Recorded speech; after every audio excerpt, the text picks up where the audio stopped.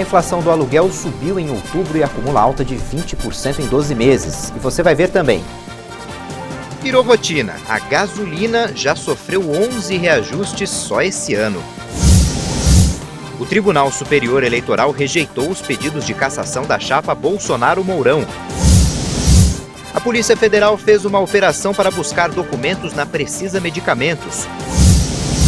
Um estudo mostrou que um antidepressivo pode reduzir as chances de internação por Covid. Veja a partir de agora.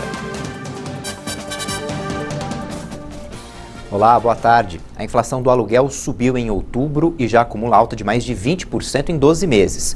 O aumento no preço do diesel foi um dos fatores que contribuíram para a elevação do indicador.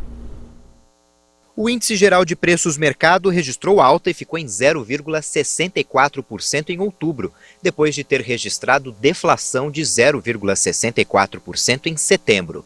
Segundo a Fundação Getúlio Vargas, com o resultado, a inflação do aluguel passou a acumular alta de 16,74% no ano e de 21,73% em 12 meses.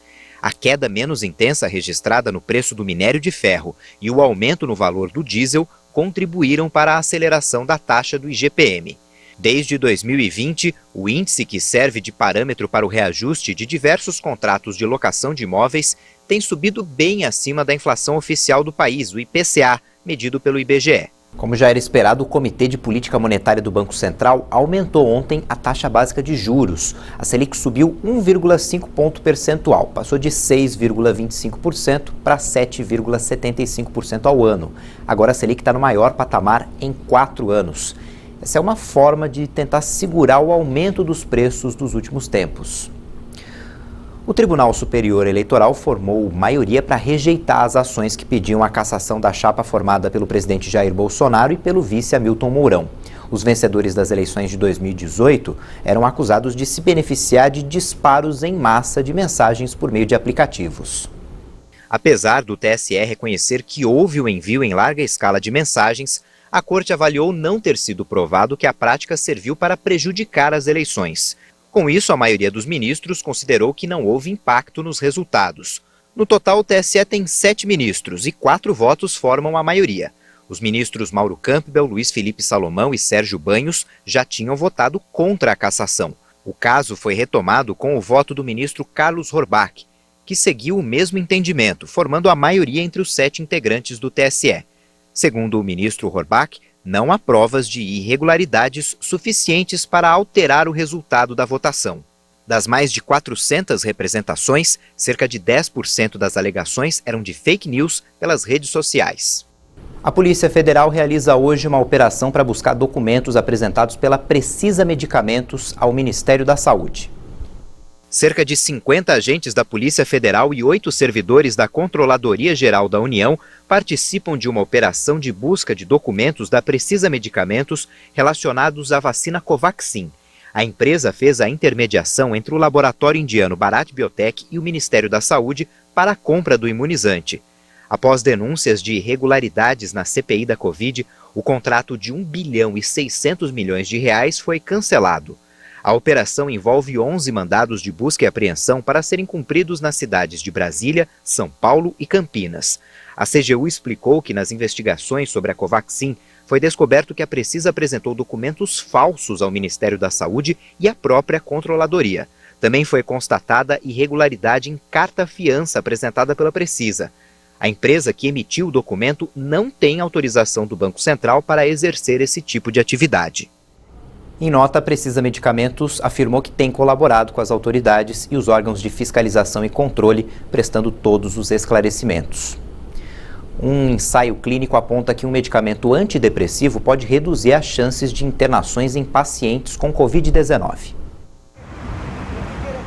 Foi o que concluiu uma publicação que saiu na Lancet Global Health, vinculada à revista Lancet. Os fármacos reduziriam a necessidade de cuidados avançados da doença em uma população de alto risco. A fluvoxamina, um medicamento que já existe e é de baixo custo, é usado como antidepressivo e contra o transtorno obsessivo-compulsivo. O medicamento foi testado em uma dezena de hospitais brasileiros. O objetivo foi estimar se o remédio permite evitar a hospitalização de pacientes com Covid-19 que o recebem logo após a detecção do vírus. Estudos anteriores já apontavam efeitos interessantes da fluvoxamina contra a Covid-19, mas foram realizados com amostras pequenas e uma metodologia que oferecia conclusões incertas. A análise foi feita com 700 pacientes que receberam o fármaco e outro grupo tratado com placebos. O estudo mediu quantos pacientes em cada grupo acabaram hospitalizados após 28 dias ou tiveram que passar mais de 6 horas em um pronto-socorro. Especialistas observaram que 11% dos pacientes tratados com fluvoxamina apresentaram alguma melhora contra 16% do grupo do placebo. A Prefeitura de São Paulo diminuiu as medidas restritivas contra o coronavírus na cidade. Foram revogados os decretos que colocavam limites de horários para o funcionamento do comércio e que previam o distanciamento mínimo em estabelecimentos públicos e privados. Mas as medidas restritivas impostas pelo governo do estado seguem em vigor. Portanto, o uso de máscaras e a apresentação do comprovante de vacinação continuam sendo obrigatórios. O decreto já foi publicado no Diário Oficial da cidade. O governador do Rio de Janeiro, Cláudio Castro, sancionou a lei que permite que as cidades do estado flexibilizem o uso das máscaras contra a Covid. Dessa forma, a proteção deixaria de ser obrigatória em locais abertos na capital fluminense. Mas isso só vai acontecer quando a Secretaria Estadual de Saúde publicar a regulamentação com os detalhes da regra. Isso deve acontecer até amanhã. O número diário de mortes por Covid despencou nas últimas semanas, graças ao avanço da imunização no estado. Já o Brasil, país como um todo, voltou a registrar mais de 400 mortes por Covid em um dia. O Ministério da Saúde confirmou mais 433 mortes por Covid-19 nas últimas 24 horas. O total chega a 606.679 vítimas da doença no país. Também foram confirmados mais 17.184 novos casos de um dia para o outro. Com isso, mais de 21.766.000 diagnósticos já foram confirmados desde o início da pandemia. A média de mortes pela doença no país está em 350 óbitos por dia. Ficou abaixo de 400 pelo 16º dia seguido. Mas com uma redução de 11% em relação a 2 semanas atrás, a curva apresenta tendência de estabilidade. O mesmo acontece com a média móvel de casos, que está em 12.240 registros diários. Com uma variação de 6%, está estável pelo 2º dia, depois de 15 dias em queda. Já no mapa que mostra a variação da doença por regiões, hoje 5 estados apontaram alta nos óbitos pela Covid: Acre, Ceará, Paraná, Rio Grande do Norte e Tocantins. Em estabilidade estão 12 unidades da federação. E 10 estados apresentaram queda nas mortes: Alagoas, Amazonas, Goiás, Maranhão, Mato Grosso do Sul, Paraíba, Piauí, Roraima e Sergipe. Em um único dia foram aplicadas mais de 1.700.000 doses de vacinas contra a Covid no Brasil. No total já são mais de 275 milhões de doses aplicadas. Segundo o Ministério da Saúde e as secretarias estaduais de saúde, mais de 154 milhões de pessoas tomaram a primeira dose, o que dá 72% da população. Mais de 113 milhões tomaram a segunda dose ou dose única, 53% dos brasileiros, e a dose de reforço já foi aplicada em mais de 7 milhões de pessoas, ou 3,6% da população. Depois do intervalo a gente fala da gasolina. Será que os preços vão parar de subir? E hoje é o dia do chocolate. E é possível ser saudável consumindo esse doce com moderação. A gente explica já já.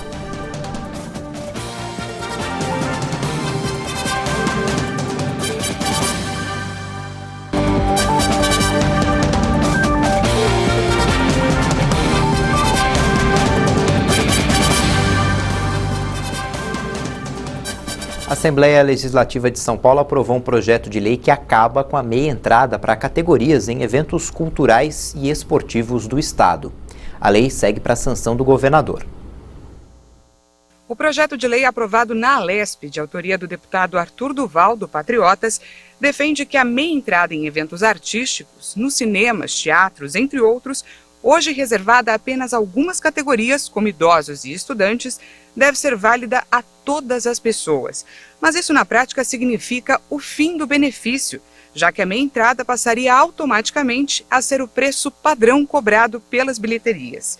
Segundo o deputado, autor do projeto, a lei foi um pedido do setor artístico que diz que o benefício causa um impacto econômico negativo para o setor cultural. O direito à meia entrada para categorias específicas é previsto em leis federais, como o Estatuto do Idoso, que garante o benefício a idosos com mais de 60 anos, e uma outra norma que regulamenta a meia entrada para pessoas com deficiência e estudantes. A Câmara dos Deputados aprovou a lei de criação do Auxílio Gás. O projeto determina que a cada 2 meses, 2 milhões de famílias de baixa renda recebam R$ 100. O valor será preferencialmente destinado a mulheres chefes de famílias durante os próximos 5 anos. Para entrar em vigor, falta apenas a assinatura do presidente Jair Bolsonaro. O preço da gasolina no Brasil já sofreu 11 reajustes esse ano. Só o óleo diesel teve 10 aumentos. Agora, o consumidor quer saber: existe alguma perspectiva de que os aumentos parem? Parar para abastecer o carro em um posto de combustível virou um teste para os nervos do motorista. A chance de se deparar com um novo preço na bomba é grande. Todo dia é uma surpresa. Desagradável, mas é uma surpresa. Antes de ontem, eu coloquei era 6,19 e hoje está 6,50. Cada dia é um aumento na bomba e a gente não sabe mais o que vai fazer, né? Tá difícil, né? Cada semana tá um preço, né? Em 2021 tem sido assim, uma rotina de seguidos aumentos nos preços dos combustíveis. Parece até notícia repetida.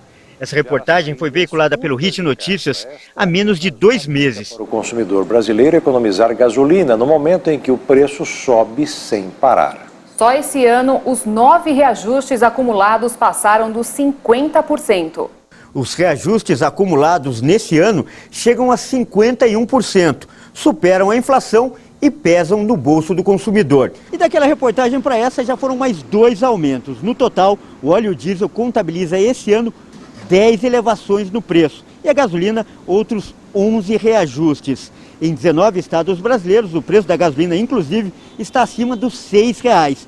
O mais elevado é registrado no Acre, R$ 6,79. Mas São Paulo não fica muito longe, não.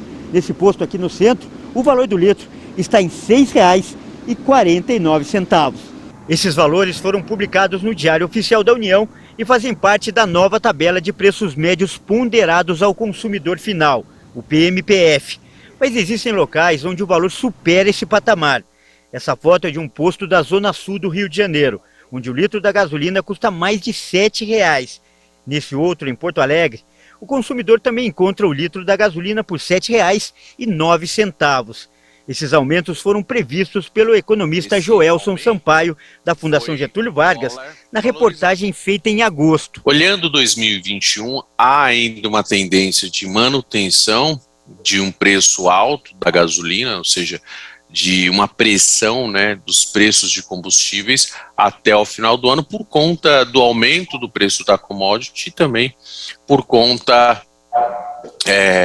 do dólar. E a previsão se confirmou. O principal motivo continua sendo a alta do dólar, já que a política de preços da Petrobras está atrelada ao mercado internacional. Era previsível, ou seja, esse aumento que nós observamos nos últimos meses do preço de combustível, ele era um aumento previsível, esperado, principalmente por conta dessa dinâmica de aumento do preço da commodity, né, no caso o petróleo, e a desvalorização do câmbio. Mas a pergunta que os motoristas fazem é: será que vai acabar?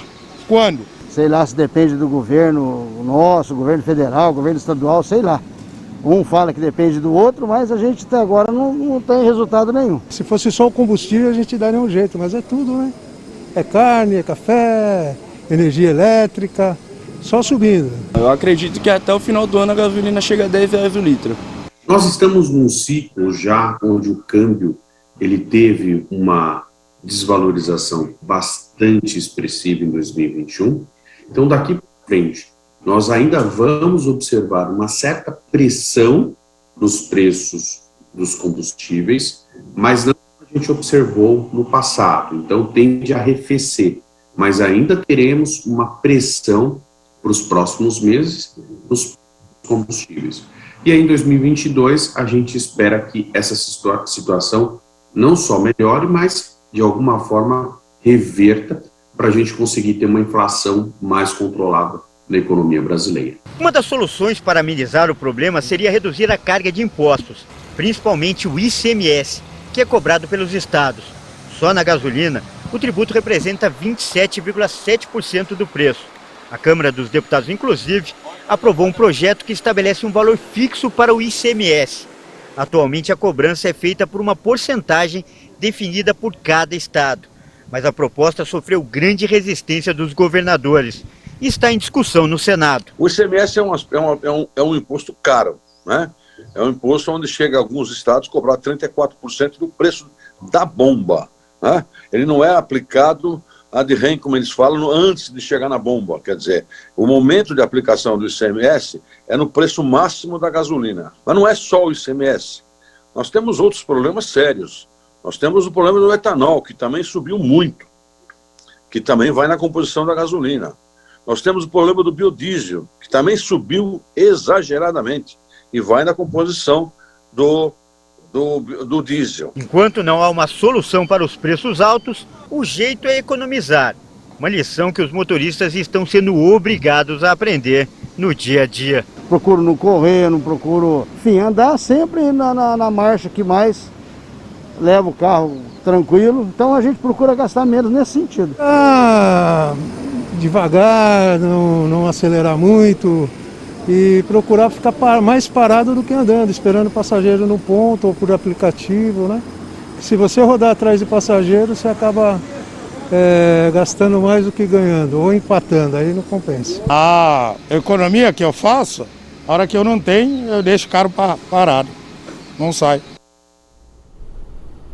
Vamos conferir agora como é que vai ficar o tempo no restante dessa quinta-feira. Em São Paulo, o céu continua nublado e a máxima é de 21 graus. No Rio de Janeiro, o tempo segue encoberto com possibilidade de chuva a qualquer hora e máxima de 24 graus. Em Macapá, os termômetros podem registrar até 36 graus. Em Vitória, a máxima é de 27, mas tem possibilidade de chuva de madrugada. Em Maceió, Alagoas, o sol entre nuvens pode elevar as temperaturas até os 29 graus. A Rússia registrou novos recordes de mortes e casos de Covid-19 em um dia. Os números são associados à baixa taxa de vacinação no país. De acordo com os números divulgados pelo governo, 1.159 pessoas morreram e 40.096 foram infectadas com o novo coronavírus nas últimas 24 horas. Em Moscou, uma série de restrições sanitárias para conter o surto de Covid-19 entrou em vigor. Restaurantes, salões de beleza, lojas de roupa, academias e outros serviços considerados não essenciais permanecerão fechados até 7 de novembro. De acordo com a Prefeitura de Moscou, a cidade mais afetada pela pandemia na Rússia, apenas estão autorizados o funcionamento de locais de venda de medicamentos, alimentos e artigos de primeira necessidade. Há várias semanas, a Rússia bate registros de mortes e infecções por Covid-19 em um único dia. A crise é relacionada à reduzida taxa de vacinação da população. O número total de mortes supera os 235 mil, o que faz da Rússia o país europeu mais afetado pela doença. É o Dia Nacional do Chocolate. Ao contrário do que muitos pensam, esse doce pode ser consumido regularmente sem afetar a saúde. O chocolate é um dos produtos mais consumidos no mundo. E segundo dados do Instituto Kantar, cerca de 90% dos brasileiros compraram o alimento pelo menos uma vez no ano passado. O produto pode ser incluído em um plano alimentar saudável e resultar em vários benefícios quando consumido em pequena quantidade. O chocolate é rico em substâncias antioxidantes, anti-inflamatórias e ainda contribui para a sensação de saciedade, podendo ser uma ótima alternativa para inibir aquela compulsão por doces. O alimento também é importante aliado para a melhora do sono, ajuda na memória, reduz o estresse e aumenta o ânimo. Mas são as substâncias químicas, como conservantes e gorduras, que quando adicionadas aos chocolates podem ser prejudiciais à saúde. Então é preferível aqueles mais artesanais e com 70% cacau. Mesmo assim, deve ser consumido com moderação.